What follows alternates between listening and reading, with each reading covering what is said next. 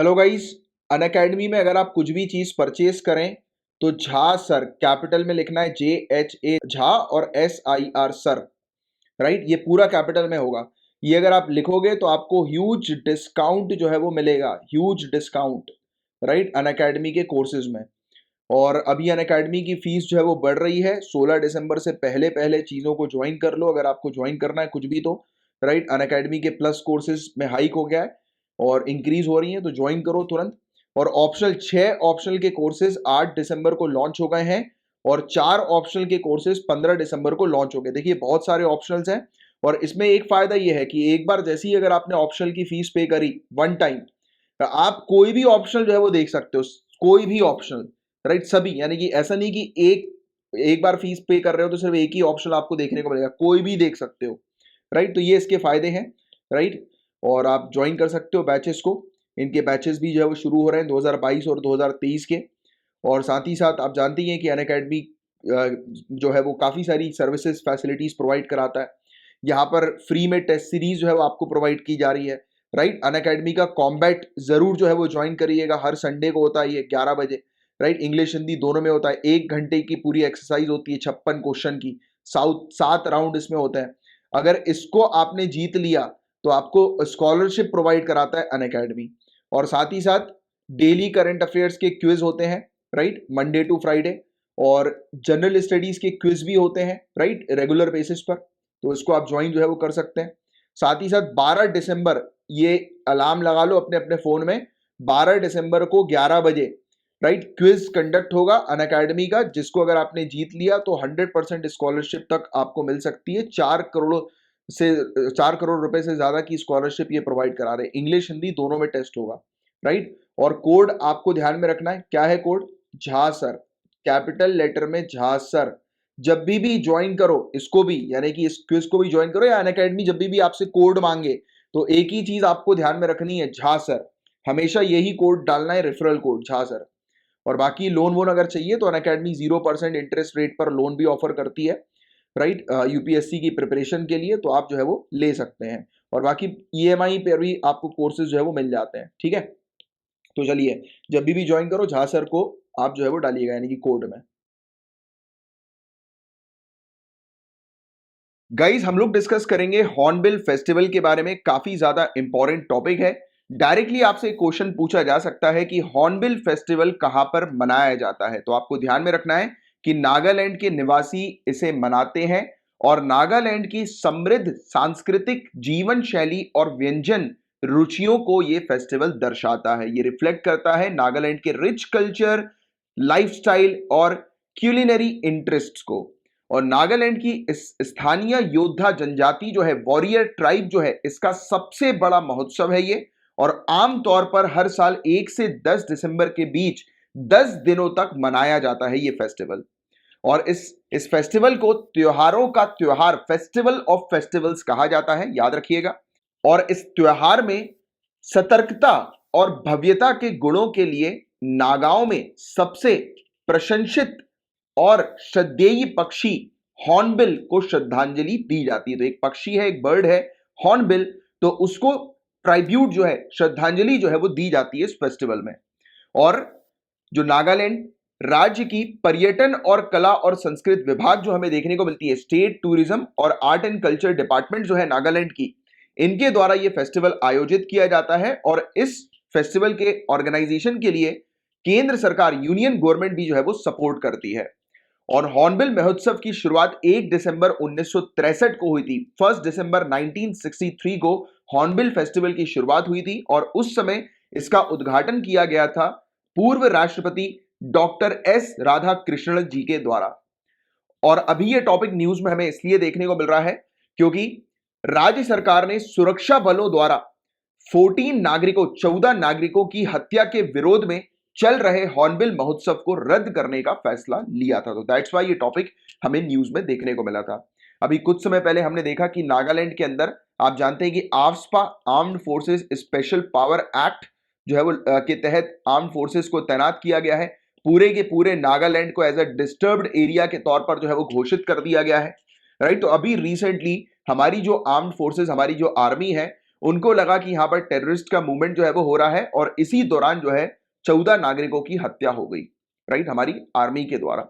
तो इसी के विरोध में बताया जा रहा है कि अभी हॉर्नबिल फेस्टिवल को रद्द किया गया है। दैट्स व्हाई ये टॉपिक हमें न्यूज में देखने को मिला है। Guys, a very important topic, Raigad किला। तो हम लोग जानेंगे रायगढ़ किले के बारे में, इससे जुड़े काफी सारे फैक्ट्स के बारे में, इंपॉर्टेंस के बारे में हम लोग डिस्कस करेंगे। तो अभी ये टॉपिक न्यूज में इसलिए आया क्योंकि हमारे ऑनरेबल प्रेसिडेंट, हमारे राष्ट्रपति रामनाथ कोविंद जी, इन्होंने रिसेंटली इस किले का दौरा किया था और छत्रपति शिवाजी महाराज को श्रद्धांजलि दी थी। तो हम डिस्कस करेंगे रायगढ़ किले के बारे में। तो आपको सबसे पहली चीज तो ये ध्यान में रखनी है कि रायगढ़ किले को पहले रायरी नाम से जाना जाता था। किस नाम से जाना जाता था? रायरी। और ये 12वीं शताब्दी में मराठाओं के शिर्के वंश का गढ़ था। किसके वंश का गढ़ था? शिर्के वंश, मराठाओं के शिर्के वंश का गढ़ था।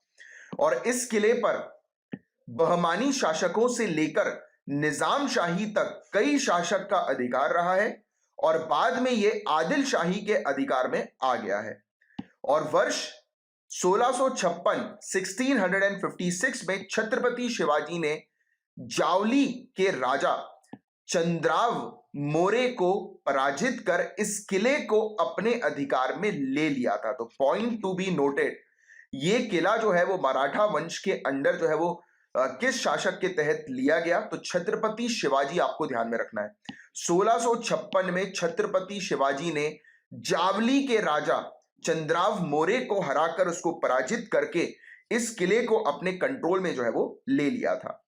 और चंद्राव मोरे की बात करें तो आदिल शाही सल्तनत के अधीन एक रियासत का शासक था चंद्राव मोरे। तो चंद्राव मोरे किसके अंडर आता था? आदिल शाही सल्तनत के अंदर आता था, राइट। तो कुल मिलाकर छत्रपति शिवाजी ने आदिल शाही सल्तनत को चैलेंज किया था, राइट, चंद्राव मोरे से ये किले को अपने कंट्रोल में करते हुए। ये पॉइंट आपको बहुत अच्छे से ध्यान में रखना है। और वर्ष 1662 में शिवाजी ने ऑफिशियली, औपचारिक रूप से किले का नाम बदलकर रायगढ़ कर दिया। अब आप मुझे बताएं जरा, अभी मैंने थोड़ी देर पहले आपको बताया कि इस किले का नाम जो है वो पहले क्या था, नीचे कमेंट बॉक्स पर लिखकर बताएं। तो अब इस किले का नाम बदलकर रायगढ़ किला जो है वो छत्रपति शिवाजी के द्वारा किया गया और इसका जीर्णोद्धार किया गया। जीर्णोद्धार यानी कि यहां पर और भी काफी सारे स्ट्रक्चर्स इस पर बिल्डअप किए गए, यानी कि रेनोवेशन टाइप का इसका किया गया और भी काफी सारे स्ट्रक्चर्स इसमें जो है वो ऐड किए गए, राइट। और वर्ष 1664 तक, 1664 तक ये किला शिवाजी की सरकार का प्रमुख गढ़ बन गया। इस किले ने शिवाजी को आदिल शाही वंश के प्रभुत्व को चुनौती देने में महत्वपूर्ण भूमिका निभाई। जैसा कि हमने अभी डिस्कस किया कि शिवाजी ने ये किले को जैसे ही अपने कंट्रोल में किया, तो बताइए जरा, शिवाजी ने इस किले को किससे अपने कंट्रोल में किया, राइट? कौन सा राजा था जिससे जो है वो इस किले को अपने कंट्रोल में कर लिया? छत्रपति शिवाजी जी ने। तो अभी उन राजा का नाम मैंने आपको बताया, बताइए जरा नीचे कमेंट बॉक्स पर लिखकर। जब भी आप पढ़ाई करें, जब भी आप फोकस करें, तैयारी करें, तो हमेशा कोशिश करें कि चीजों को मेमोराइज करने की। सिर्फ आपको सुनना नहीं है, you guys have to crack civil services examination, इसलिए सिर्फ सुनना नहीं है, एग्जामिनेशन पॉइंट ऑफ व्यू से आपको चीजों को ध्यान में रखना है। Got it? देखिए, तो इस किले ने, यानी कि जैसे ही इस किले को छत्रपति शिवाजी ने अपने कंट्रोल में लिया, तो क्लियरली इन्होंने चैलेंज कर दिया आदिल शाही वंश को, राइट, आदिल शाही डायनेस्टी को। और साथ ही साथ छत्रपति शिवाजी को अपनी शक्ति का विस्तार करने हेतु कोंकण की ओर मार्ग भी प्रशस्त किया। मतलब शिवाजी जी ने जो है वो इस किले को हथियाते हुए, शिवाजी, ऑब्वियस ही बात है, इतने बड़े किले को इन्होंने हथिया लिया, अपने कंट्रोल में कर लिया, तो ऑब्वियस ही बात है कि आसपास के एरियाज में इनका प्रेजेंस जो है वो और ज्यादा तेजी से बढ़ना शुरू हो गया, राइट। चर्चाएं इनकी होना शुरू हो गई, राइट। इनकी एक्सपेंशन अब जो है वो बढ़ने लगेगा। और महाराष्ट्र की राजनीति में रायगढ़ किले का क्या महत्व है? तो छत्रपति शिवाजी महाराष्ट्र में सबसे ऊंचे और सबसे प्रतिष्ठित प्रतीक है और उनकी विरासत को हथियाने के लिए सभी प्रकार के राजनीतिक दलों द्वारा निरंतर प्रयास किया जाता रहा है। और उनके जीवन काल में रायगढ़ के महत्व के कारण कई राजनीतिक नेता किले का दौरा करने के माध्यम से उनके प्रति निष्ठा और सम्मान का प्रदर्शन करते हैं। तो जितने भी राजनेता किले पर जाते हैं, विजिट करते हैं, तो ये इनके किले को देखकर उनके प्रति, शिवाजी, छत्रपति शिवाजी जी के प्रति एक निष्ठा और सम्मान का प्रदर्शन भी करते हैं। अब गाइस, हम लोगों ने फैक्ट्स के बारे में डिस्कस कर लिया ऑलरेडी, काफी सारे फैक्ट्स हमने डिस्कस किए किले के बारे में, रायगढ़ किले के बारे में। Now we will going to discuss about Chhatrapati Shivaji. तो इनके बारे में हम डिस्कस करते हैं। तो इनका जन्म कब हुआ था, अक्सर क्वेश्चन पूछा जाता है, तो आपको ध्यान में रखना है 1639 में इनका जन्म हुआ था। एक मराठा सेनापति शाहजी भोसले के घर पर ये जन्मे थे। शाहजी भोसले की बात करें गाइस तो बीजापुर सल्तनत के अधीन पुणे और सूपे के जागीरदार थे शाहजी भोसले। और शिवाजी जी की माता जो थी वो जीजाबाई थी। ये एक धर्मपरायण महिला थी, मतलब कि धर्म पर बहुत ज्यादा विश्वास रखने वाली महिला थी। और इनके धार्मिक गुणों का शिवाजी जी पर भी बहुत ही गहरा प्रभाव जो है वो पड़ा है। और वर्ष 1645 में 1645 में पहली बार अपने सैन्य उत्साह का प्रदर्शन करते हुए अपनी किशोर अवस्था में, मतलब कि टीनेजर के टाइम पर ही बीजापुर के अधीन तोरण दुर्ग पर सफलतापूर्वक नियंत्रण प्राप्त कर लिया था शिवाजी जी ने। मतलब मात्र यानी कि टीनेज के समय पर ही इन्होंने मतलब अपनी जो इनकी जो सैन्य उत्साह जो था ना, मिलिट्री जील जो थी इनके अंदर की, इनको एक वॉरियर जो है वो बनना है, तो इन्होंने वो चीज अचीव कर ली टीनेजर के टाइम पर ही। गाइस टीनेजर के टाइम पर इन्होंने एक फोर्ट को अपने कंट्रोल में कर लिया जो था तोरण फोर्ट, तोरण दुर्ग। तो आपको ध्यान में रखना है, एक तो तोरण दुर्ग है और दूसरा हम लोग को देखने को मिल रहा है एक और है कोंडाना किला, राइट। तो ये तोरण दुर्ग और कोंडाना किला, इन दो किले पर इन्होंने अपना कंट्रोल जो है वो स्टैब्लिश किया, आधिपत्य जो है वो स्थापित कर लिया। और ये दोनों किले बीजापुर सल्तनत के आदिल शाह के अधीन आते थे। यानी कि क्लियरली उन्होंने अपने टीनेज के समय से ही आदिल शाह डायनेस्टी को जो है, या आदिल शाही डायनेस्टी को जो है वो चैलेंज करना शुरू कर दिया। और उन्होंने छत्रपति, शाककारता, क्षत्रिय कुलवंत और हैंदव धर्मोधारक की उपाधि धारण की। यानी कि काफी सारे टाइटल्स जो है उन्होंने धारण किए। तो ये टाइटल्स के नाम बहुत अच्छे से ध्यान में रखिएगा, दिस इज वेरी इंपॉर्टेंट। मैं फिर से एक बार रिपीट कर देता हूं, इन्हें छत्रपति के नाम से जाना जाता है, तो ये वाली बात आप सभी जानते हैं। एक और है शाककारता, फिर एक क्षत्रिय कुलवंत और एक हैंदव धर्मोधारक। तो ये पॉइंट आपको थोड़ा सा ध्यान में रखना है। और काफी इंपॉर्टेंट बैटल्स की बात करते हैं जो कि इनसे एसोसिएटेड है। तो 1659 में प्रतापगढ़ का युद्ध है, बैटल ऑफ प्रतापगढ़, जो इन्होंने जो है वो लड़ा था। फिर पवन खंड का युद्ध है एक 1660 का। फिर 1665 का 1665 का पुरंदर का युद्ध है। 1670 का सिंहगढ़ का युद्ध है। और 1682-83 का कल्याण का युद्ध है, कल्याण की लड़ाई है। और संग मनेर का युद्ध 1679 का हमें देखने को मिलता है। तो ये सब बैटल्स हैं जो शिवाजी जी ने लड़े थे। एक बस मैं इंपॉर्टेंट चीज और डिस्कस करना चाहूंगा ट्रीटी ऑफ पुरंदर के बारे में, पुरंदर की संधि के बारे में, क्योंकि इससे रिलेटेड ऑलरेडी क्वेश्चंस कई बार पूछे जा चुके हैं सिविल सर्विसेज के अंदर। तो देखिए, पहली चीज तो आपको ये ध्यान में रखनी है कि पुरंदर की जो संधि है, ट्रीटी ऑफ पुरंदर जो है, ये जून 1665 की है। इसमें शिवाजी और राजा जय सिंह प्रथम, राइट, जो औरंगजेब का प्रतिनिधित्व करते हैं, यानी कि रिप्रेजेंट करते हैं औरंगजेब को, तो इनके बीच में हुई थी। तो क्वेश्चन डायरेक्ट बनता है, पहली बात तो ये क्वेश्चन बनता है कि पुरंदर की संधि कब हुई थी और किनके बीच में हुई थी। ये दो क्वेश्चन तो नॉर्मल है, बनते ही हैं। तो 1665 आपको ध्यान में रखना है, और ध्यान में रखना है शिवाजी और राजा जय सिंह प्रथम, तो इनके बीच में यह संधि हुई थी। और इस संधि के अनुसार शिवाजी ने अब तक जीते कई किले मुगलों को वापस कर दिए, और आगरा में शिवाजी और औरंगजेब की मुलाकात पर सहमति हुई थी।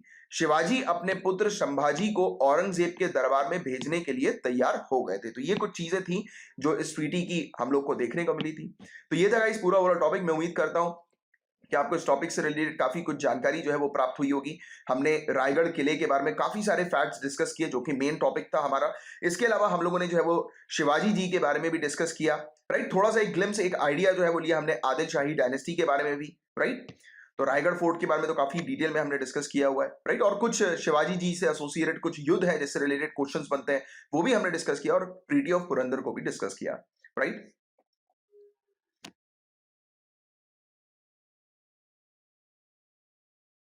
गाइस, एक बहुत इंपॉर्टेंट मुद्दे के बारे में हम लोग डिस्कस करेंगे, यूक्रेन का मुद्दा, यूक्रेन के इशू के बारे में हम लोग डिस्कस करेंगे। And it is very important for you कि जब भी आप सिविल सर्विसेज की तैयारी कर रहे हैं, तो जब भी लोकेशन वगैरह न्यूज में आती है या कहीं पर भी लोकेशन आती है, तो आपका तुरंत ध्यान जो है वो जाना चाहिए कि जहां पर भी आप पढ़ रहे हैं वहां पर आपको तो पहले तो दीवार पर एक बड़ा सा वर्ल्ड मैप लगाना है और बड़ा सा इंडिया का मैप लगाना है। और जब भी लोकेशन की बात आ रही है तो तुरंत उस मैप की तरफ आपको देखना है। तो this is the foremost thing जो कि आपको करनी है, राइट। तो चलिए, जिनके घर पर भी बड़ा सा मैप है, आप मैप के पास जाएं और यूक्रेन की लोकेशन देखें। जिनके पास नहीं है, ध्यान दें, मैं आपको बताता हूं कि यूक्रेन जो है, यूक्रेन तक पहुंचने के लिए हमको शुरुआत करनी है इंडिया से। तो इंडिया के आप नॉर्थ की तरफ जाएंगे तो आप देखेंगे तजाकिस्तान, राइट, आप देखेंगे किर्गिस्तान, आप और ऊपर जाएंगे आपको कजाकिस्तान जो है वो दिखाई देगा। फिर वहां से आपको वेस्ट की तरफ जो है वो लेना है, राइट। आप वेस्ट की तरफ जो है वो जाएंगे तो आपको यूक्रेन दिखाई देगा, और यूक्रेन के नीचे देखिए आपको ब्लैक सी दिखाई दे रही है।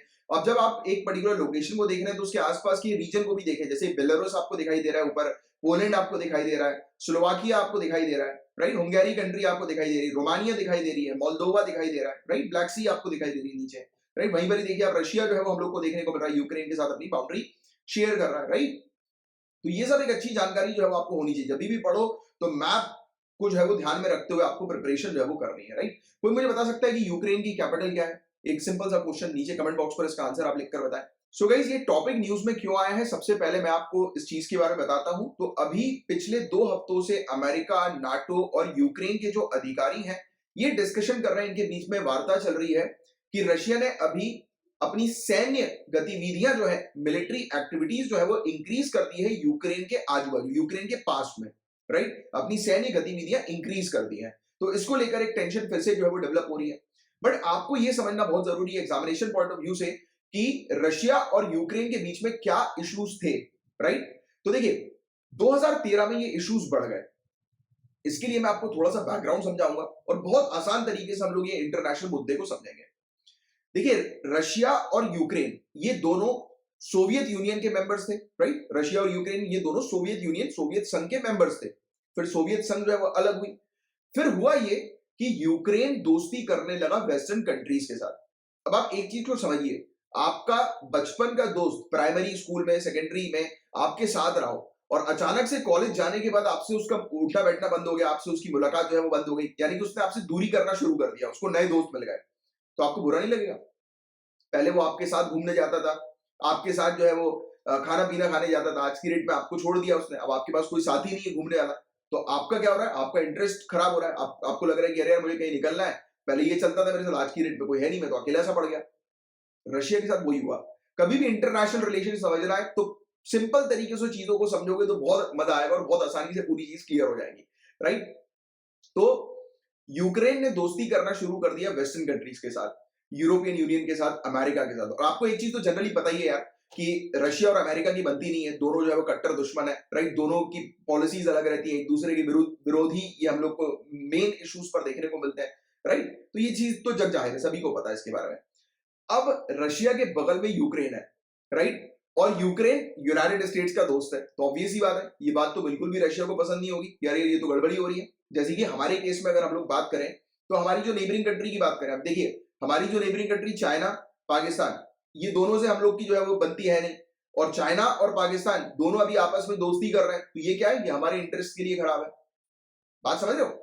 इस तरीके से इंटरनेशनल रिलेशन को आपको समझना जरूरी है। तो चलिए आते हैं वापस पिक्चर पे, यूक्रेन की। तो हमने क्या देखा कि 2013 में हुआ ये कि काफी सारी पॉलिटिकल और इकोनॉमिक डील्स यूक्रेन की यूरोपियन यूनियन के साथ होना शुरू हो गई, जो चीज रशिया ने बिल्कुल भी पसंद नहीं करी। अब रशिया के कुछ सपोर्टर्स यूक्रेन के अंदर है ना, उन्होंने क्या किया? उन्होंने विरोध करना शुरू कर दिया। ये 2013 की बात है। फिर 2014 में क्या हुआ? तो रशिया ने एक बहाना मारा, इसने बोला कि यार आपके यहां पर, यूक्रेन के यहां पर काफी सारे ऐसे लोग हैं जो कि रशियन सपोर्टर्स हैं, राइट। आप जो है वो उन लोगों का ध्यान नहीं रख रहे हो, और इसको देखते हुए रशिया ने क्रीमिया पर कब्जा कर लिया, क्रीमिया पर कंट्रोल कर लिया, राइट। तो क्रीमिया एक टेरिटरी हम लोग को देखने को मिल रही है, उस पर रशिया ने अपना कंट्रोल कर लिया। आपको शायद पता होगा इस G8 ग्रुप ऑफ 8 नेशन या G7, आज की डेट में आप G7 के बारे में जानते हो। एक टाइम पर G7 कंट्रीज जो थी, ग्रुप ऑफ 7 या ग्रुप ऑफ 8 कंट्रीज जो हम लोग को देखने को मिलती थी, तो उसमें रशिया शामिल थी। जैसे ही रशिया ने एक कंट्री की टेरिटरी को अपने कंट्रोल में लिया, यूक्रेन का ये क्रीमिया को अपने कंट्रोल में लिया, तो वैसे ही उसको इंटरनेशनल फ्रंट से हटा दिया गया। G8 से उसको हटा दिया गया, G7 में उसको रख दिया गया। आप देखो G8 और G7 कंट्रीज का एक टॉपिक अलग है, राइट, उस पर मैं आपसे अलग बात जो है वो करूंगा। बट जिन लोगों को पता होगा इस टॉपिक के बारे में, G7 के बारे में, ग्रुप ऑफ 7 कंट्री बहुत बार आता है, जैसे G20 कंट्रीज आती हैं, ग्रुप ऑफ 20 कंट्रीज, वैसे ही ग्रुप ऑफ एक्चुअली में ग्रुप ऑफ 20 कंट्रीज नहीं है, कंट्रीज तो बहुत सारी है, क्योंकि यूरोपियन यूनियन भी जो है वो उसका हिस्सा है, ये वाली बात आपको पता होगी। ग्रुप ऑफ 20 नेशन आप कह सकते हो, राइट। G20 की बात होती है, वैसे ही G7 की बात होती है, राइट। तो G7 एक टाइम पर G8 हुआ करती थी, और इसको हटाया गया कब? जब रशिया ने क्रीमिया के ऊपर अपना कंट्रोल कर लिया। तो अब आपको एक मैटर, इंटरनेशनल फ्रंट जो है आपको समझ में आ रहा होगा कि क्या इशू चला था। अब मैं आपको एक शॉर्ट में एक समराइज करूं, तो रशिया जो है उसने यूक्रेन के क्रीमिया पर अपना जैसे ही कंट्रोल स्टैब्लिश किया, क्यों? क्योंकि उसका इंटरेस्ट जो है वो हैम्पर हो रहा था, क्योंकि यूक्रेन दोस्ती कर रहा था किसके साथ? वेस्टर्न कंट्रीज के साथ। तो उसने ये चीज करी और टेंशन बढ़ना शुरू हो गई। फिर लगातार हम लोग को देखने को मिला कि विवाद होना शुरू हुए। इनके बीच में काफी सारे एग्रीमेंट्स भी हुए थे, पीस एग्रीमेंट्स भी हुए थे, बट वो भी जो है वो लगातार जो है वो उसका उल्लंघन किया। तो ये 2013 और 2014 की हमने बात करी। फिर क्या हो रहा था यूक्रेन के अंदर, ये चीज समझिए आप। तो यूक्रेन में काफी सारे लोग जो थे वो रशिया को सपोर्ट करते थे, राइट? वो प्रो रशियन सेपरेटिस्ट लोग थे, वो डिमांड कर रहे थे कि ये सेपरेशन हो जाए, यानी कि पूरी टेरिटरी का, यानी कि यूक्रेन के अंदर जो रशिया को सपोर्ट करते हैं वो अलग हो जाए और जो यूक्रेन को सपोर्ट करते हैं वो अलग हो जाए। तो ये यूक्रेन का एक विभाजन जो है वो चाह रहे थे, राइट? तो इसके तुरंत बाद यूक्रेन के डोनेट्स्क और लुहांस्क इन क्षेत्रों में रूसी समर्थक अलगावादियों, प्रो रशियन सेपरेटिस्ट ने कीव से अपनी स्वतंत्रता की घोषणा कर दी। इन्होंने बोला कि यूक्रेन से ये अलग होना चाहते हैं, यानी कि जो लोग रशिया को सपोर्ट करते थे उन्होंने एक विद्रोह कर दिया। उन्होंने बोला कि हमें यूक्रेन से अलग होना है, हमें आप अलग स्टेट जो है वो प्रोवाइड कराओ, राइट? हमें अलग टेरिटरी प्रोवाइड कराओ, हमें स्वतंत्रता प्रोवाइड कराओ आप, राइट? और इसके कुछ महीनों के बाद भारी लड़ाई हम लोग को देखने को मिली, दंगे देखने को मिले यूक्रेन के अंदर। फिर 2015 में फ्रांस और जर्मनी की मध्यस्थता में मिन्स्क में कीव और मॉस्को के मध्य शांति समझौते पर हस्ताक्षर किए गए। जब देखा कि यार ये टेंशन बहुत ज्यादा बढ़ गई है, तो इसमें जर्मनी बीच में आया, फ्रांस बीच में आया। इन्होंने बोला कि भाई यूक्रेन और रशिया, भाई तुम एक काम करो, दोस्ती कर लो, राइट? झगड़ा मत करो। तुम्हारे इसके कारण देखो कितने सारे सिविलियंस की मौतें हो रही हैं। कुछ डेटा सामने आया कि हजारों की संख्या में सिविलियंस की मौतें हो रही हैं, राइट? आम नागरिकों की मौतें हो रही हैं, राइट? तो इन्होंने बोला, जर्मनी और फ्रांस ने थोड़ा बड़े भाई का रोल प्ले किया, बोला कि भाई तुम दोनों भाई भाई हो, दोस्ती करो, राइट? शांति बरकरार रखो, राइट? तो ऐसा हुआ, बट कहाँ शांति बरकरार होती है? ये कंटिन्यू है, आज भी हम लोग को इश्यूज है वो देखने को मिल रहा है, राइट? तो मिन्स्क, कोई मुझे बता सकता है मिन्स्क जो है वो किसकी कैपिटल है? कोई बता सकता है मिन्स्क किसकी कैपिटल है? तो आपको ध्यान में रखना है बेलारूस। अभी मैंने आपको थोड़ी देर पहले मैप की एक इंफॉर्मेशन दी थी कि यूक्रेन के आसपास कौन सी कंट्रीज हैं, तो ये बेलारूस की कैपिटल है। तो जर्मनी और फ्रांस बेलारूस में आए और इन्होंने एक समझौता किया यूक्रेन और रशिया के साथ कि भाई आप जो है वो लड़ाई मत करो, शांति बरकरार रखो। बट बार बार जो है वो इसका उल्लंघन होता रहा, बार बार दंगे होते रहे, राइट? तो अंतरराष्ट्रीय स्तर पर ध्यान दिए जाने की क्या जरूरत है इस इशू को? तो आपको बता देगा कि देश के पूर्वी भाग, जो ईस्टर्न एरिया जो है इस कंट्री का, यूक्रेन का, इसमें कीव और रूस समर्थक विद्रोहियों के बीच जारी लड़ाई में 14,000 लोग मारे गए, 14,000 लोग मारे गए। और एक रिपोर्ट आती है United nation office of high commissioner for human rights की। इस रिपोर्ट ने ये चीज बताया कि 2021 की ये रिपोर्ट थी, अक्टूबर 2021 की, उसमें बताया कि ये जो यूक्रेन का जो मुद्दा चल रहा है, इसमें जो लोग मारे गए थे, 14,000 लोग जो मारे गए थे, इसमें से बेकसूर लोग जो थे वो 3,393 थे। बेकसूर लोग जिनका कोई लेना देना नहीं था लड़ाई से, बट वो भी इसकी चपेट में आ गए, राइट? तो ह्यूमन राइट्स का क्लियरली उल्लंघन हम लोग को देखने को मिल रहा है। तो इंटरनेशनली किस प्रकार से रिस्पॉन्स हम लोग को देखने को मिला? तो यूरोपियन संघ की बात करें, यूरोपियन यूनियन की बात करें और अमेरिका की बात करें, तो इसने क्रीमिया और पूर्वी यूक्रेन में रूस की कार्रवाई के जवाब में कई उपाय किए हैं, राइट? जिसके तहत अन्य उपायों के साथ साथ व्यक्ति, संस्थाओं और रूसी अर्थव्यवस्था के विशिष्ट क्षेत्रों को लक्षित करते हुए आर्थिक प्रतिबंध लगाए गए हैं। देखिए क्या था, अब इंटरनेशनल कंट्रीज यहां पर कूदेंगी, तो यूरोपियन यूनियन ने और यूनाइटेड स्टेट्स ने, इन्होंने क्या किया, इन्होंने यहां पर इकोनॉमिक सैंक्शन लगाना शुरू कर दिया। यानी कि जो लोग इस एरिया पर डिस्टरबेंस क्रिएट कर रहे थे, और या फिर जो एरिया है जहां पर ज्यादातर डिस्टरबेंस देखने को मिल रहा था, वहां पर उन्होंने सैंक्शन लगाना शुरू कर दिया, राइट? इंटरनेशनली ये रिस्पॉन्स हम लोग को देखने को मिला, राइट? एंड रशिया की क्या प्रतिक्रिया है, रशिया ने क्या रिस्पॉन्स दिया? तो रशिया एक्चुअली में ये बोलता है कि नाटो यूक्रेन को हथियार प्रोवाइड करा रही है, नाटो यूक्रेन के लोग जो है उनको इन्फ्लुएंस कर रही है, रशिया के अगेंस्ट जो है वो कर रही है। तो ऐसी चीज हम लोग को देखने को मिली। हालांकि यूक्रेन ने इन सब आरोपों से जो है इनकार कर दिया है कि ऐसा कुछ नहीं है, राइट? बट रशिया जो है वो ये आरोप लगाती है और यूक्रेन वो आरोप लगाती है कि रशिया जो है वो वहां से मिलिट्री लेकर जा रहा है। तो अभी तक ये मामला जो है वो सुलझा नहीं है, राइट? और इसके अलावा जो राष्ट्रपति है व्लादिमीर पुतिन, उनका कहना यह है कि वेस्टर्न कंट्रीज ने इस प्रकार से यूक्रेन को इन्फ्लुएंस कर दिया है कि यहाँ पर बहुत ज्यादा डिस्टर्बेंस नजर आ रहा है, लगातार डिस्टर्बेंस जो है वो देखने को मिल रहा है। तो इसको अगर कंट्रोल करना है तो किसी ना किसी प्रकार का एक इंटरनेशनल कानून और सख्त कानून जो है वो लाने की आवश्यकता है। तो ये व्लादिमीर पुतिन का जो है वो कहना है। इसके अलावा कुछ मिन्स्क एग्रीमेंट भी है, जैसे कि क्वेश्चन डायरेक्ट आ सकता है कि मिन्स्क एग्रीमेंट, मिन्स्क समझौता जो है वो किसके बीच में हुआ है? तो ये यूक्रेन के इश्यूज को शांत करने के लिए ये समझौता हमें देखने को मिला है।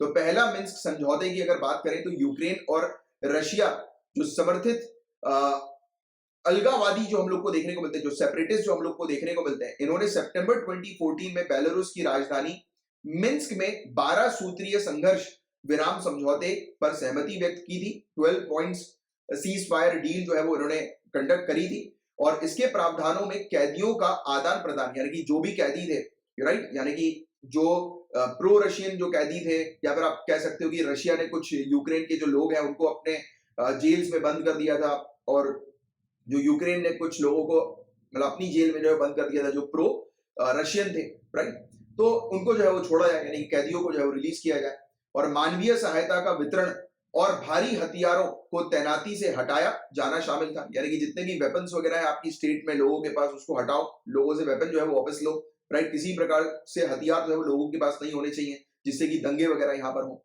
राइट। बट फिर भी लगातार इस समझौते का भी वायलेशन होता रहा। फिर एक और समझौता हुआ मिन्स्क 2 जो 2015 में हम लोग को देखने को मिला। ये ओपन कॉन्फ्लिक्ट जो था इसको खत्म करने के लिए हुआ था, ये भी एक पीस एग्रीमेंट हम लोग को देखने को मिला था फ्रांस और जर्मनी की मध्यस्थता में, राइट। बट फिर भी हम लोग को देखने को मिला कि लगातार लड़ाई हो ही रही है, लगातार टेंशन जो है वो दोनों के बीच में हो ही रही है। तो ये था गाइस पूरा ओवरऑल टॉपिक। अब मैं उम्मीद करता हूँ कि आप एक आइडिया आपको लग गया होगा कि क्या स्थिति हम लोग को यूक्रेन पर देखने को मिल रही है और किस प्रकार से ये स्थिति डेवलप हुई है, राइट। गाइस हम लोग बात करेंगे एस 2 के बारे में, ACE2, एस 2।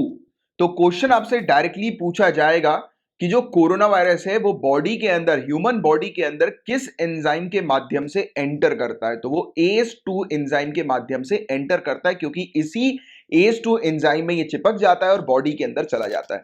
आपने कोरोना वायरस का एक स्ट्रक्चर देखा होगा या आपको ध्यान होगा कि ये एक क्राउन शेप का है, क्राउन शेप का है। काफी सारी स्पाइक्स जो हम लोग को कोरोना वायरस के ऊपर देखने को मिलती है वो इसको क्राउन शेप की जो है वो बना देती है। स्पाइक्स होती हैं छोटी छोटी, आपने देखा होगा एक गोल आकार का, बहुत सारे कांटेदार टाइप की चीज जो है वो कोरोना वायरस पे चिपकी रहती है, यानी कि वो ओवरऑल पूरा कोरोना वायरस है, यानी कि उसका एक आकार एक कांटेदार टाइप का आपको देखने को मिलता है। तो ये जो ये कांटेदार चीज जो है वो मिलकर जो है वो एक क्राउन टाइप की जो है वो दिखती है, ऐसा लगता है कि ताज है वो, राइट। ताज जो राजा के सर के ऊपर जो ताज हम लोग को देखने को मिलता है, रानी के सर के ऊपर जो ताज हम लोग को देखने को मिलता है, वो ताज जैसी चीज हम लोग को जो है वो बताता है। तो ये क्राउन है, स्पाइक्स मिलकर क्राउन बनाते हैं। तो ये जो स्पाइक्स है ना, ये चिपकते हैं ACE2 एंजाइम से और फिर ह्यूमन की बॉडी के अंदर एंटर करते हैं। तो यही एक इंपॉर्टेंट चीज है जो कि आपसे एग्जामिनेशन में स्पेशली प्रीलिम्स में डायरेक्टली पूछी जा सकती है। बट थोड़ी सी चर्चा हम लोग करते हैं ACE2 के बारे में। तो हमारी बॉडी के अंदर जो सेल मेम्ब्रेन जो हम लोग को देखने को मिलती है, राइट, सेल मेम्ब्रेन, कि जिसके जरिए बॉडी के अंदर चीजें एंटर करती हैं और बाहर जाती हैं। तो ये क्या रहता है, ये ACE2 एंजाइम वहीं पर ही रहता है। ये ऐसा मॉलिक्यूल है जो हमारी बॉडी के जो सेल्स होते हैं, इनर सेल और आउटसाइड वाले सेल्स, तो वहां पर रहता है, राइट। तो ये कनेक्ट करता है एक्चुअल में बॉडी के आउटर सेल को और इनर सेल के साथ, राइट, सेल मेम्ब्रेन के जरिए। तो ये सेल मेम्ब्रेन के जरिए बॉडी को कनेक्ट करके रखता है, इनर सेल और उसके आउटर सेल को आपस में कनेक्ट करके रखता है। और गाइस नॉर्मल फिजियोलॉजी में एक और एंजाइम होता है जो कि होता है एस एंजाइम। क्या होता है, एस, ACE एंजाइम। ये क्या करता है, एंजियोटेंसिन 1 को कन्वर्ट करके एंजियोटेंसिन 2 जो है वो बना देता है, जिसके कारण से हमारी जो ब्लड वेसल्स जो होती हैं, रक्त वाहिकाएं जो होती हैं, वो सिकुड़ जाती हैं, वो कॉन्स्ट्रिक्ट कर जाती हैं। और जब ब्लड वेसल सिकड़ेगा यानी कि कॉन्स्ट्रिक्ट करेगा, तब क्या होगा, हाई ब्लड प्रेशर होगा। आप देखो घर में पानी का पाइप है ना आपके यहाँ पे, आप पानी के पाइप को पिचकाते हो, दबाते हो, तो क्या होता है, ब्लड प्रेशर हाई, मतलब पानी जो होता है वो बहुत तेजी से निकलने लगता है, राइट, बहुत तेजी से ब्लड का फ्लो होगा, राइट। आप इस तरीके समझो ना, घर में पानी का जो पाइप है, उस पाइप में से पानी आ रहा है, आप उस पाइप को थोड़ा सा पिचकाओगे तो क्या होगा, प्रेशर एकदम तेजी से जो है वो निकलता हुआ आपको नजर आएगा। ये वही चीज है गाइस, जो हमारी जो ब्लड वेसल जो होती हैं, रक्त वाहिकाएं जो होती हैं, जब ये सिकुड़ती हैं तो ब्लड प्रेशर क्या होता है, इंक्रीज हो जाता है, बढ़ जाता है, हाई हो जाता है। तो उस दौरान ये ACE2 मॉलिक्यूल जो है वो फिर पिक्चर में आता है और फिर वो क्या करता है, ये हमारे ब्लड वेसल्स यानी कि जो सिकुड़ गए होते हैं उसको फैला देता है, राइट। तो ये इससे ब्लड प्रेशर जो है वो लो हो जाता है। तो आप समझ गए होंगे ACE का क्या काम है और ACE2 का क्या काम है।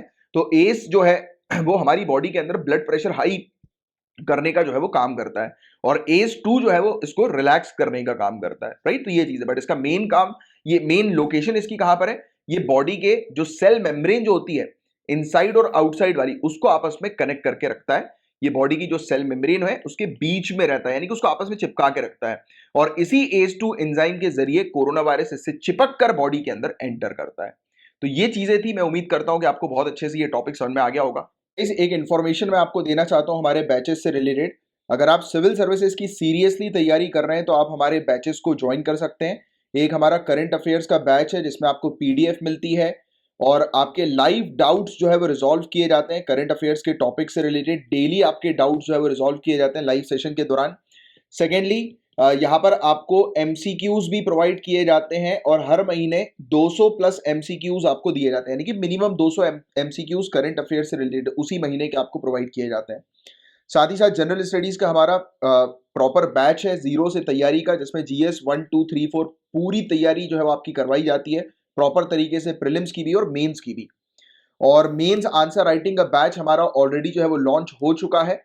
इसकी अगर आपको इन्फॉर्मेशन चाहिए या हमारे बैचेस से रिलेटेड कोई भी अगर आपको इन्फॉर्मेशन चाहिए तो आप कांटेक्ट कर सकते हैं 9713282838 इस नंबर पर व्हाट्सएप के थ्रू, राइट। जो भी आपको इन्फॉर्मेशन चाहिए बैचेस से रिलेटेड, आपको डायरेक्टली बैच का नाम जो है वो लिखना है और व्हाट्सएप कर देना है इस नंबर पर। और अगर आप बिना, जैसे कई बार होता है ना कि बिना मतलब नंबर सेव करने के बाद व्हाट्सएप आता है, आप सिंपल सा काम करो, नीचे डिस्क्रिप्शन पर देखो आपको एक लिंक मिलेगी, वो व्हाट्सएप की लिंक है, उस पर डायरेक्ट क्लिक करोगे तो आप डायरेक्टली मैसेज जो है वो कर सकते हो व्हाट्सएप पर, राइट। और गाइज इस करंट अफेयर्स की क्लास को आपको कैसे अप्रोच करना है तो मैं आपको समझा देता हूं। सिंपल सी चीज ये है कि हम लोग पहले ही हमारे एनरोल्ड स्टूडेंट्स जो है उनको पहले ही पीडीएफ प्रोवाइड करा देते हैं। आपको करना क्या है, इस पीडीएफ को गो थ्रू करना है, राइट। इसमें आपको जो भी पढ़ते समय जो भी डाउट्स आ रहे हैं उसको आप एक जगह पर जो है वो लिख लीजिए। उसके बाद फिर आपके लिए लेक्चर आता है, उस लेक्चर को आपको जो है वो कवर करना है, राइट, यानी कि देखना है बहुत अच्छे से। तो उससे फायदा क्या होगा, तो देखो एक बार आपने उस टॉपिक को ऑलरेडी पढ़ लिया, फिर क्लास के दौरान दोबारा से आप उस टॉपिक को जो है वो पढ़ लेते हो। फिर हमारा एक डाउट सेशन होता है, लाइव डाउट सेशन हर दिन। उस दिन आप अपने डाउट्स जो है वो पूछ सकते हैं, यानी कि उसी सेम डे के टॉपिक से रिलेटेड आपके डाउट्स जो है वो रिजॉल्व कर दिए जाएंगे, राइट, सेम डे के टॉपिक्स में। और ये इस प्रकार से आपको ये क्लासेस को अप्रोच करना है। इस तरीके से अगर आप अप्रोच करेंगे तो आप फायदा ये होगा, आपकी मेमोराइजिंग पावर काफी ज्यादा इंक्रीज होगी, यानी कि एक टॉपिक पर एक बहुत अच्छी कमांड जो है वो आपकी फर्स्ट ऑफ ऑल डेवलप होगी, राइट। और आप 2 बार टॉपिक को जो है वो कवर कर चुके, 2 टाइम्स, एक तो आपने खुद से किया, एक लेक्चर के दौरान आपने टॉपिक को कवर कर लिया, और इससे कॉन्फिडेंस भी आपका इंक्रीज होगा और आपकी रीडिंग और राइटिंग स्किल्स भी डेवलप होगी। तो इस तरीके से आपको ये क्लासेस, करंट अफेयर्स की क्लासेस को अप्रोच करना है। Guys, now we will speak about Assam rifles, a very important topic. Assam rifles के बारे में आपको ध्यान रखना है। और एक इंटरेस्टिंग चीज मैं आपको बताता हूं कि Assam rifles ministry of home affairs के अंडर भी आती है और मिनिस्ट्री ऑफ डिफेंस के अंडर भी आती है। आसाम राइफल्स का एडमिनिस्ट्रेटिव कंट्रोल जो है वो मिनिस्ट्री ऑफ होम अफेयर्स के पास है और उसका operational control ministry of defence के पास है। तो बहुत ही इंटरेस्टिंग सी बात है। तो आइए आसाम राइफल्स के बारे में हम लोग डिस्कस करते हैं। तो आप जानते हैं कि नागालैंड के इश्यूज के बारे में, सिविलियंस जो है उनकी मौत हो गई थी। आपको पता होगा कि हमारी आर्म्ड फोर्सेस के द्वारा।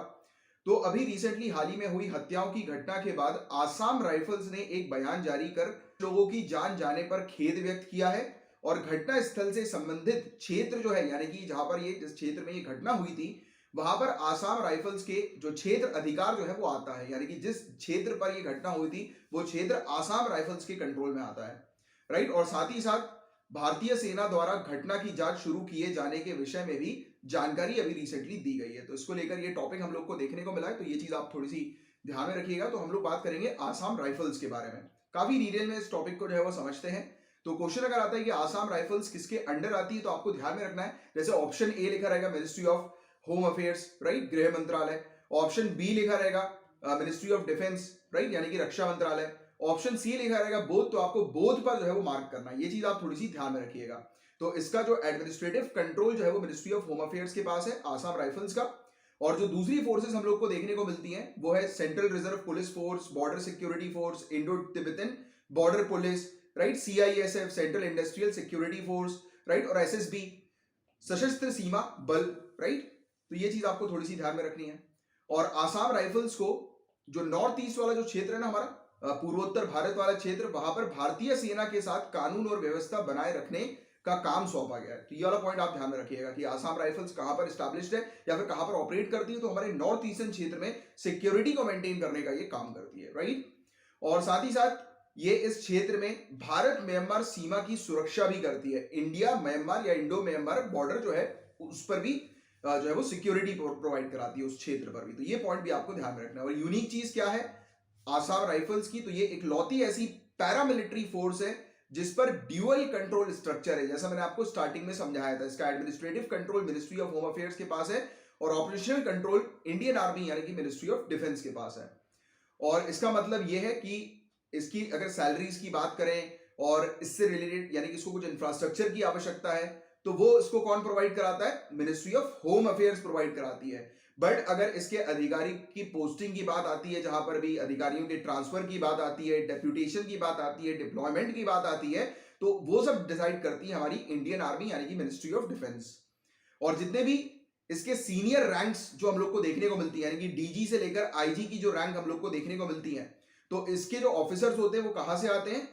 इंडियन आर्मी की तरफ से आते हैं, रिक्रूट होते हैं। और फोर्स जो है उसे मतलब उसको कमांड किसके द्वारा किया जाता है? लेफ्टिनेंट जनरल के द्वारा किया जाता है, जो इंडियन आर्मी की तरफ से हम लोग को देखने को मिलते हैं, जो रिक्रूट होते हैं, राइट, या फिर जिनको अटैच किया जाता है आसाम राइफल्स के साथ। और अभी पूरा मुद्दा जो है वो हम लोग को क्या देखने को मिल रहा है? तो ये एक लौती ऐसी सेंट्रल पैरामिलिट्री फोर्स हम लोग को देखने को मिल रही है रियल सेंस में, जिसकी ऑपरेशनल ड्यूटीज और रेजिमेंटेशन किसके आधार पर है? इंडियन आर्मी के आधार पर है। यानी कि एक लौती ऐसी फोर्स, किसकी? सेंट्रल गवर्नमेंट की। बॉर्डर सिक्योरिटी फोर्स की आप बात कर लो या सेंट्रल गवर्नमेंट की जो फोर्स की, पैरामिलिट्री फोर्स की आप बात कर लो, तो वो एक लौती ऐसी हम लोग को आसाम राइफल्स देखने को मिल रही है, जो कि मिनिस्ट्री ऑफ होम अफेयर्स के अंडर आ रही है, राइट। और being a central armed police force, ये एक सेंट्रल आर्म्ड पुलिस फोर्स है और ये मिनिस्ट्री ऑफ होम अफेयर्स के अंडर आती है।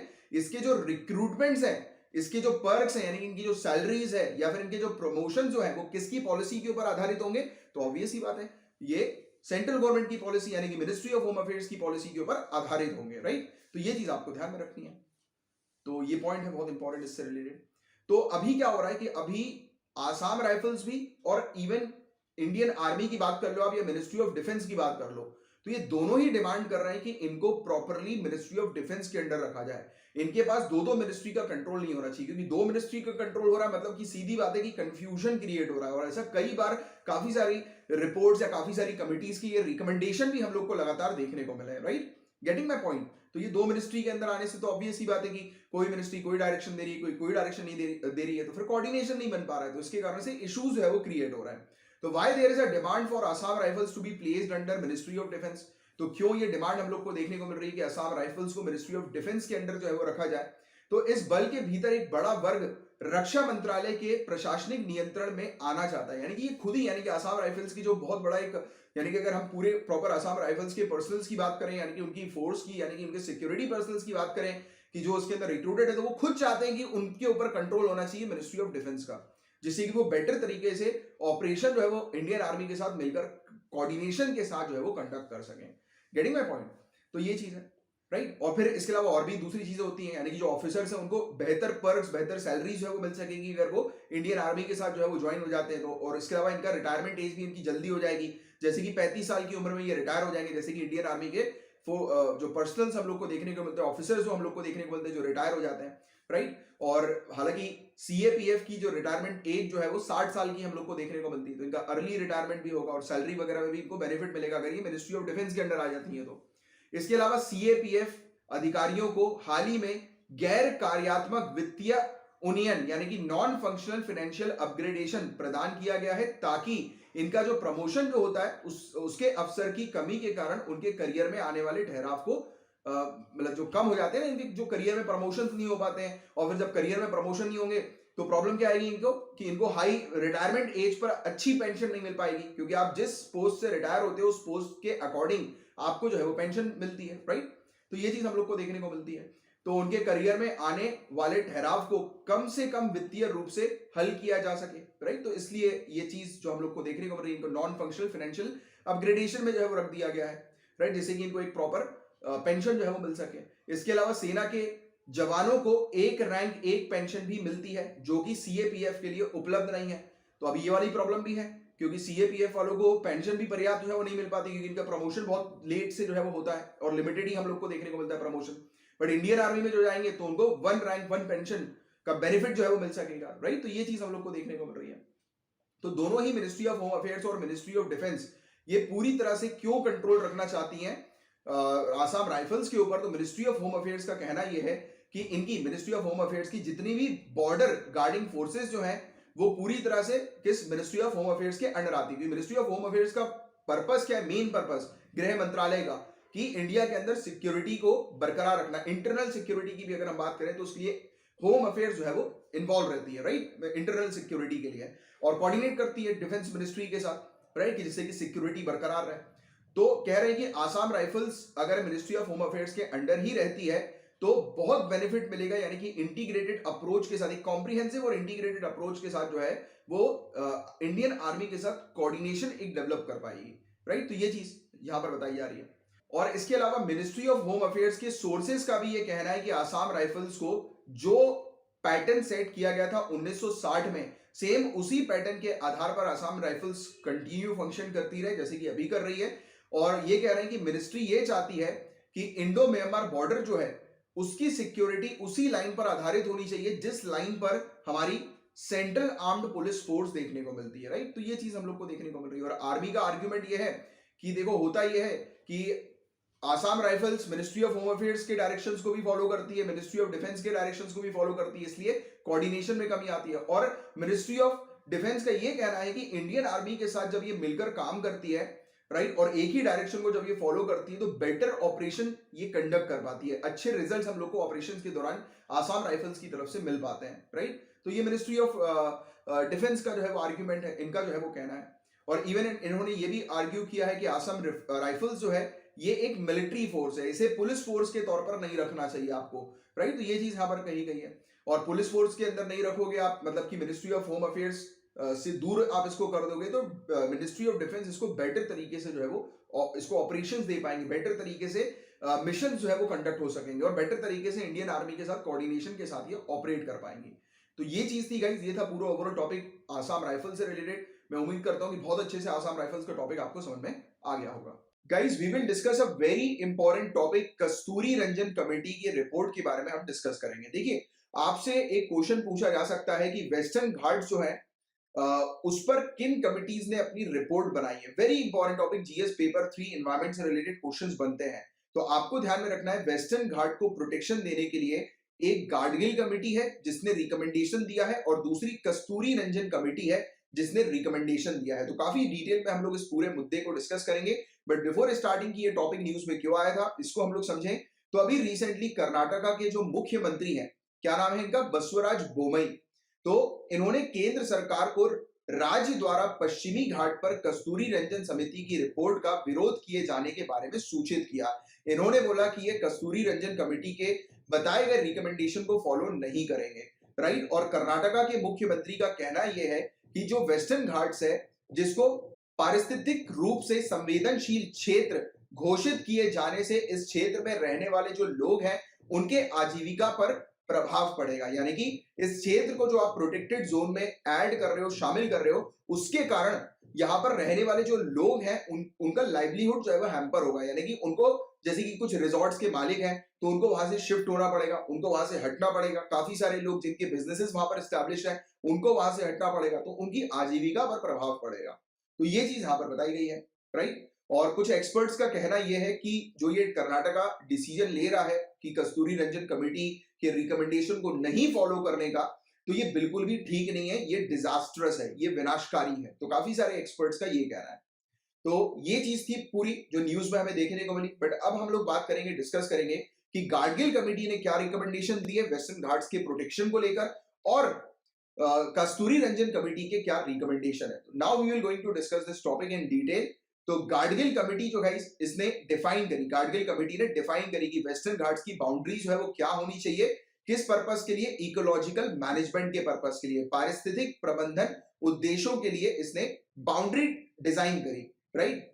इन्होंने प्रपोज किया कि पूरा का पूरा जो एरिया है वो इकोलॉजिकली सेंसिटिव एरिया कहलाया जाए, पारिस्थितिक रूप से संवेदनशील क्षेत्र कहलाया जाए, उसके अंडर जो है वो लाया जाए। और इस एरिया के अंडर छोटे छोटे जो क्षेत्र हैं उनको आप डिवाइड करो, किस तरीके से, ecologically sensitive zone number 1, zone number 2, zone number 3 से। यानी कि जो हाईली प्रोटेक्टेड है वो जोन नंबर 1 के अंदर आएंगे, फिर उसके बाद जोन 2 एंड जोन 3, यानी कि डिपेंड ऑन द थ्रेड कि उस क्षेत्र को कितना खतरा है, राइट, उस चीज को देखते हुए इसको जोन्स में जो है वो डिवाइड किया जाए, राइट। तो ये चीज यहां पर जो है वो बताई गई। इन्होंने ये भी कहा कि एरिया को आप डिवाइड कर दो 2200 ग्रिड्स में और इसका 75% एरिया पूरा का पूरा या तो इकोलॉजिकली सेंसिटिव जोन नंबर 1 के अंडर आना चाहिए या जोन नंबर 2 के अंदर आना चाहिए, या फिर ऑलरेडी जो वहां पर मौजूद वाइल्ड लाइफ सेंचुरी है, नेशनल पार्क्स हैं, उनके अंडर आना चाहिए, राइट। कमिटी ने इवन ये भी प्रपोजल रखा है कि वेस्टर्न घाट इकोलॉजी अथॉरिटी बनाई जाए, जो कि रेगुलेट करे इन सब एक्टिविटी को इन एरियाज के अंदर, की प्रॉपर तरीके से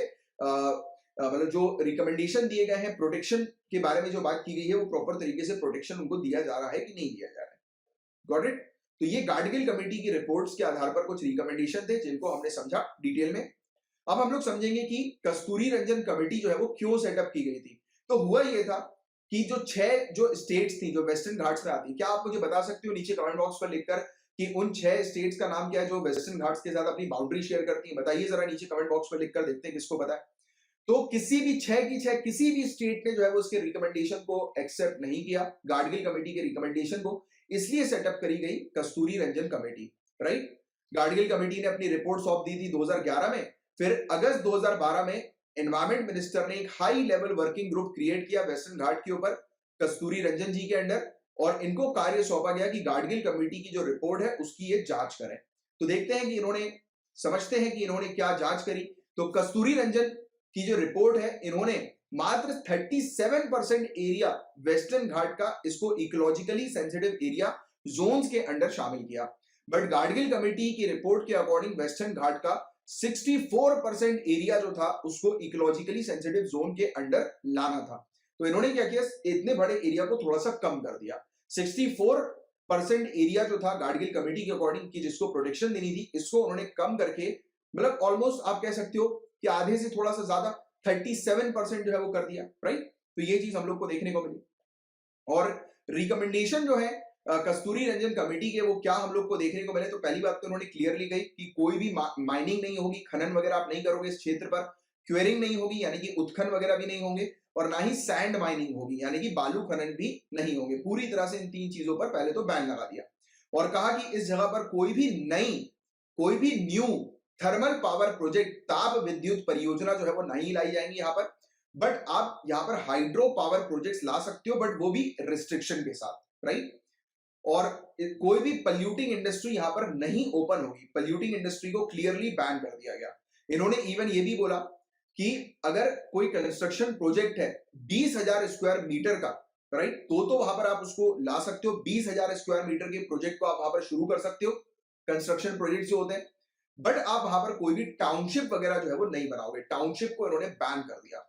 और फॉरेस्ट डाइवर्जन भी अलाउ किया गया, बट वो भी सिर्फ एक्स्ट्रा सेफगार्ड्स के साथ, यानी कि पहले देखा जाएगा, जांच की जाएगी कि उस पर्टिकुलर डाइवर्जन के कारण किसी भी प्रकार से एनवायरमेंट को नुकसान तो नहीं हो रहा, वहां पर रहने वाली प्रजातियों को नुकसान तो नहीं हो रहा, उस चीज को पहले देखा जाएगा। और गाइस अब मैं आपको बताऊं वेस्टर्न घाट्स की इंपॉर्टेंस के बारे में, क्योंकि ये तो बात कर ली कमिटीज के रिकमेंडेशन के बारे में हमने काफी डिटेल में, बट वेस्टर्न घाट क्यों इतनी ज्यादा इंपॉर्टेंट है, तो इससे रिलेटेड आप क्या पॉइंट्स लिखेंगे कि वेस्टर्न घाट जो है, पहली बात तो 6 स्टेट्स में फैली हुई है। यहां पर काफी सारी एंडेंजर्ड प्लांट्स और एनिमल्स यहां पर निवास करते हैं, और ये एक यूनेस्को की वर्ल्ड हेरिटेज साइट हम लोग को देखने को मिलती है।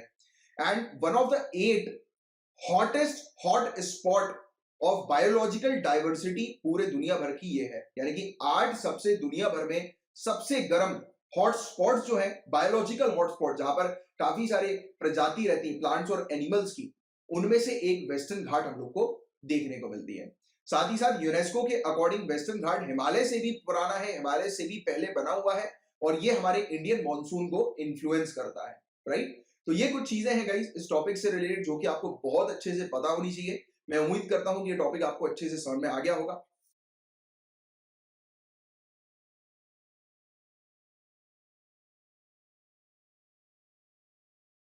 गाइस अब हम लोग डिस्कस करेंगे नासा की नई कम्युनिकेशन सिस्टम के बारे में, एलसीआरडी के बारे में। तो क्वेश्चन डायरेक्ट आपसे पूछा जाएगा, क्योंकि साइंस एंड टेक्नोलॉजी से रिलेटेड क्वेश्चन इसी प्रकार के बनते हैं। क्वेश्चन आएगा कि एलसीआरडी ये किसने लॉन्च करी है, तो आपको ध्यान में रखना है नासा। और एलसीआरडी का फुल फॉर्म क्या है, लेजर कम्युनिकेशंस रिले डेमोन्स्ट्रेशन। क्या है, लेजर कम्युनिकेशन रिले डेमोन्स्ट्रेशन। ये नासा की पहली लेजर कम्युनिकेशन सिस्टम है, और एलसीआरडी हेल्प करेगी नासा को कि वो टेस्ट कर सके ऑप्टिकल कम्युनिकेशंस को स्पेस में। Optical communication. तो लेजर, बेसिकली लेजर के माध्यम से, एक्चुअली इंफ्रारेड के माध्यम से ये अब कम्युनिकेशन को जो है वो स्पेस पर करेंगे। अभी तक क्या होता है, रेडियो टेक्नोलॉजी हम लोग को देखने को मिलती है, रेडियो टेक्नोलॉजी के माध्यम से कम्युनिकेशन होता है। अब लेजर टेक्नोलॉजी के माध्यम से कम्युनिकेशन यहां पर किए जाएंगे। तो एलसीआरडी जो है वो क्या है गाइस, तो ये एक टेक्नोलॉजी है जो कि फ्यूचर ऑप्टिकल कम्युनिकेशन मिशंस के लिए हम लोग को देखने को मिल रही है। और एलसीआरडी टेक्नोलॉजी के बारे में हम लोग बात करेंगे गाइस। तो ये एलसीआरडी टेक्नोलॉजी जो है वो United state department of defence की स्पेस टेस्ट प्रोग्राम सैटेलाइट 6 पर जो है वो ले जाई जा रही है स्पेस में। और ये एक जियो सिंक्रोनस ऑर्बिट सैटेलाइट हम लोग को देखने को मिल रही है, राइट, जो कि धरती के 35,000 किलोमीटर ऊपर जो है वो चक्कर लगाएगी, ऑर्बिट जो है वो करेगी। और फ्यूचर में जो ऑप्टिकल कम्युनिकेशन मिशन जो है उनके लिए रास्ता ओपन करेगी ये टेस्टिंग, यानी कि ये पहला कदम यूनाइटेड स्टेट्स की तरफ से। तो ऑप्टिकल कम्युनिकेशन सिस्टम्स के क्या एडवांटेज हैं, तो इस पर हम लोग चर्चा करते हैं। तो ऑप्टिकल कम्युनिकेशन सिस्टम जो होते हैं, पहली बात तो वो साइज में काफी छोटे होते हैं, वेट भी उनका कम होता है और उनको बहुत कम पावर की आवश्यकता पड़ती है as compare to radio instrument. तो रेडियो इंस्ट्रूमेंट को ज्यादा पावर चाहिए, इसको कम पावर चाहिए। और स्मॉल साइज होने का मतलब साफ साफ ये है कि आप अगर इसको लेकर जा रहे हो स्पेस पे, तो आप उसके साथ और भी दूसरे इंस्ट्रूमेंट्स ले जा सकते हो, राइट। तो स्मॉल साइज का ये फायदा है। लेस वेट का क्या फायदा है, जो इसका वजन जो है वो कम है, उसका क्या फायदा है कि आप जब सैटेलाइट को लॉन्च करोगे, रॉकेट को लॉन्च करोगे, तो उसमें आपको फ्यूल कम लगेगा, राइट, यानी कि आपकी जो लॉन्चिंग होगी वो लेस एक्सपेंसिव होगी, राइट। और लेस पावर का मतलब ये है कि आप इसको स्पेस में ज्यादा समय तक जो है वो यूज कर सकते हो। जैसे रेडियो फ्रीक्वेंसी जो होती है उनको ज्यादा पावर की जो है वो रिक्वायरमेंट होती है, बट इसको कम पावर चाहिए, यानी कि इसकी बैटरीज जो होंगी वो बहुत टाइम से जो है वो ड्रेन होगी, यानी काफी समय के बाद ड्रेन होगी। तो लॉन्ग लास्टिंग इसकी बैटरी हम लोग को देखने को मिलेगी, राइट। और साथ ही साथ ऑप्टिकल कम्युनिकेशन जो है वो रेडियो कम्युनिकेशन को सप्लीमेंट करेगा। और ये मिशन जो होगा ये आने वाले समय में बहुत मदद जो है वो करने वाला है स्पेस में कम्युनिकेशंस को लेकर। तो लेजर कम्युनिकेशन और रेडियो कम्युनिकेशन में क्या डिफरेंस है गाइस, तो सिंपल सी चीज आप ये ध्यान रखो कि रेडियो कम्युनिकेशन की जो वेवलेंथ होती है वो ज्यादा होती है, राइट। पहली बात तो इनकी वेवलेंथ अलग अलग रहती है। लेजर की जो वेवलेंथ होती है वो शॉर्ट होती है। शॉर्ट वेवलेंथ का मतलब ये है कि आप कम टाइम पर कम्युनिकेशन तेजी से जो है वो रीच करवा सकते हो। बट ज्यादा वेवलेंथ में क्या होता है कि कम्युनिकेशन पहुंचने में थोड़ा सा टाइम लगता है। तो लेजर जो है वो इंफ्रारेड लाइट का उपयोग करती है और उसकी शॉर्टर वेवलेंथ होती है रेडियो वेव से, जो कि इसको मदद करती है कि शॉर्ट टाइम पर और डेटा ये ट्रांसफर कर सकती है। तो ये चीजें, बट बाकी एग्जामिनेशन के लिए बस ये ध्यान में रखो कि एलसीआरडी लेजर कम्युनिकेशन रिले डेमोन्स्ट्रेशन जो है ये नासा का है, नासा ने लॉन्च किया है। ये स्पेस पर एक कम्युनिकेशन के पर्पस के लिए लाया गया, ऑप्टिकल कम्युनिकेशन के पर्पस के लिए लाया गया, दैट्स इट। तो ये था गाइस पूरा ओवरऑल टॉपिक। मैं उम्मीद करता हूं कि आपको अच्छे से ये टॉपिक जो है वो समझ में आ गया होगा।